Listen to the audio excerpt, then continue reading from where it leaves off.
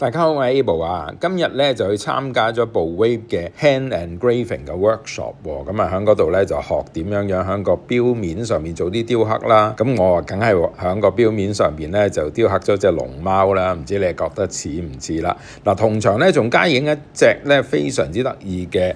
錶喎，叫做 Recito 30。嗱，呢一款錶咧就係 Bollwave 專有嘅一個特別嘅 system， 就係可以顯示咧世界時之餘咧仲可以顯示埋唔同嘅 Daylight Saving Time 嘅。咁啊，全世界有24個時區啦，加埋印度嗰個半時區，而且咧亦都可以準確咁樣顯示，包括咗有 Coordinated 嘅 Universal Time 啦，同埋呢個美國嘅夏令時間啦、歐洲同埋美國嘅夏令時間啦，同埋呢個冬令時間。無論你響任何一個時區咧，呢隻錶咧都可以準確咁樣顯示。咁啊，唯獨是係Bollwave咧先至有呢個系統嘅，咁啊，所以都幾得意㗎。